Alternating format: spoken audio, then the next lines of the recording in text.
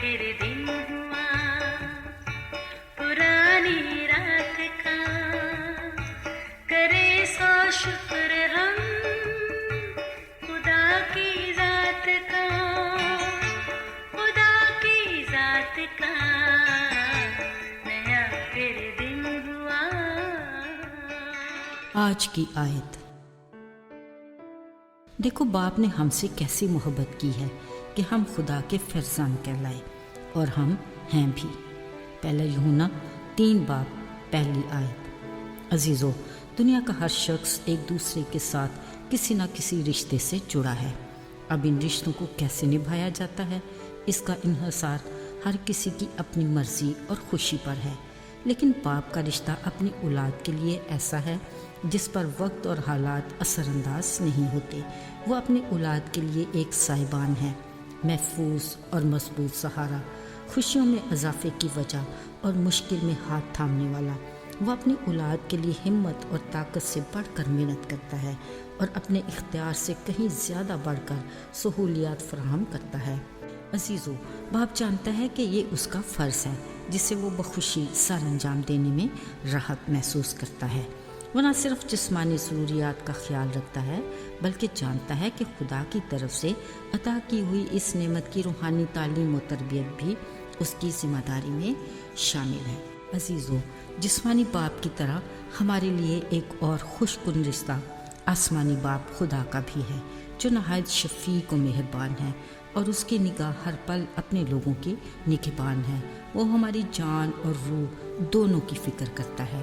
اس سے ہمارا یہ رشتہ اس کے بیٹے یسوع کی بدولت استوار ہوتا ہے، جو محبت اور قربانی کی خوبصورت مثال ہے۔ لیکن اس رشتے کو مضبوط کرنا اور برقرار رکھنا ہماری ذمہ داری ہے۔ اگرچہ ہمارا مخالف ابلیس روز اول سے ہی اس رشتے کے تعاقب میں ہے، اس لیے وہ ہمیں ہر قدم پر نت نئی آزمائشوں میں ڈال کر ہمیں گرانے کی کوشش میں ہے، مشکلات میں الجھاتا، مایوسی اور ناامیدی کے اندھیروں میں دھکیلنے میں مصروف عمل ہے۔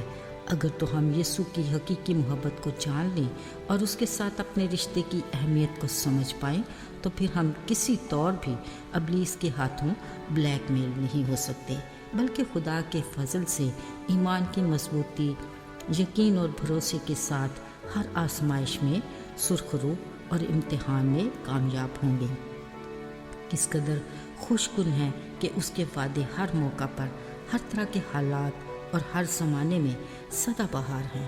وہ ہمیں یقین دلاتا ہے کہ میں تیرا خدا ہوں، میں تجھے زور بخشوں گا اور تیرا مددگار ہوں گا اور تجھے سنبھالوں گا۔ غور کیجئے اس کے ہر الفاظ میں کس قدر تسلی ہے۔ ہم آنکھ بند کر کے اس پر بھروسہ کر سکتے ہیں۔ عزیزو، زندگی کی اس جد و جہد میں خوبصورت بات یہ ہے کہ ہماری ہر مشکل ایک بہترین موقع فراہم کرتی ہے کہ ہم اس کی قربت میں ثابت قدمی کے ساتھ آگے بڑھتے رہیں۔ وہ ابلیس کے ساتھ ہمارے مقابلے میں ساتھ کھڑا ہے۔ اگر ہم داؤد کی طرح اس کی مدد کے طلبگار ہوں گے تو وہ ہماری زندگی کے ہر چاکی چولیت پر ہمیں فتح پانے کی طاقت دے گا، اور اگر ہم اپنی زندگی کو درپیش خطروں میں اسے پکاریں گے تو وہ ہمارے لیے ان خطروں کے آگے ڈھال اور سپر بن جائے گا، اور ایک محکم قلعے کی طرح ہمیں ابلیس کے چلتے تیروں سے محفوظ کر لے گا۔ اگر ہم اپنے ہاتھوں کو اس کی طرف اٹھاتے ہیں تو وہ خود سے جانتا ہے اسے کیا کرنا ہے، بالکل جسمانی باپ کی طرح جب اس کا بچہ اس کی طرف اپنے ہاتھ پھیلاتا ہے۔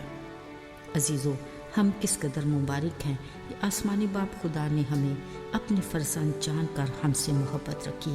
ہمیں بڑی وفاداری کے ساتھ اس کی اس محبت میں نہ صرف قائم رہنا ہے بلکہ آگے بڑھنا ہے۔ آئیے دعا کریں۔ اے باپ، ہم تیرے شکر گزار ہیں کہ تو نے ہمیں اپنے بیٹے یسوع مسیح کے وسیلہ سے ہمیں خود کو باپ کہنے کا حق دیا۔